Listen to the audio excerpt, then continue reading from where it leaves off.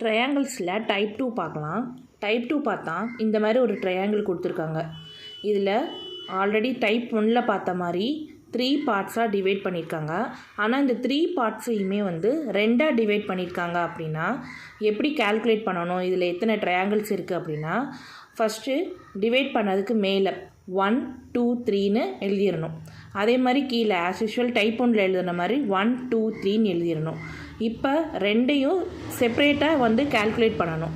1 2 3 1 + 2 + 3 = 6. அதே மாதிரி சேம் கீழே 1 2 3 1 + 2 + 3 = 6. அப்போ டோட்டலாக எவ்வளோ வரும்னா 12 வரும். அப்போ இந்த ட்ரையாங்கிள் டோட்டலாக எவ்வளோ இருக்குன்னா 12 ட்ரையாங்கிள்ஸ் வந்து இருக்குது.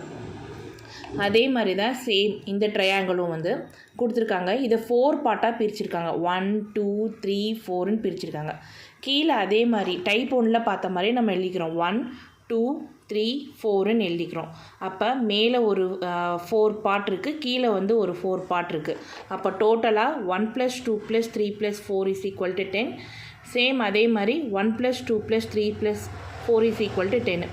அப்போ டோட்டலாக வந்து என்னென்னா 20 இருக்கும். இந்த ட்ரையாங்கிள் எத்தனை இந்த ஃபிகரில் எத்தனை ட்ரையாங்கிள் இருக்குன்னா 20 இருக்குது. அடுத்து இன்னொரு டைப், இந்த டைப் 2லே வந்து இன்னொரு ஃபிகர் பார்க்கலாம். இப்போ இந்த ஃபிகர் பார்த்தோன்னா 1 2 3 4 டைப் 1 மாதிரியே வந்து நம்ம வந்து கால்குலேட் பண்ணிவிட்டு ஆனால் இங்கே மட்டும்தான் இந்த டிவைட் கொடுத்துருக்காங்க, இங்கே எதுவுமே கொடுக்கல. அப்போ டிவைட் பண்ண இடத்துல மட்டும் 1 2ன்னு போட்டுக்கணும். அப்போ 1 2 அப்படின்னா 1 + 2 = 3. சேம் அதே மாதிரி 1 2 3 4 அப்படின்னா 1 + 2 + 3 + 4 10. டோட்டலாக இதில் எத்தனை ட்ரையாங்கிள்ஸ் இருக்குன்னா 13 ட்ரையாங்கிள்ஸ் இருக்குது. அப்போ இந்த ட்ரையாங்கிளில் மொத்தமாக இந்த ஃபிகரில் எத்தனை ட்ரையாங்கிள் இருக்குதுன்னு பார்த்தோன்னா வந்து 13 ட்ரையாங்கிள்ஸ் வந்து இருக்குது.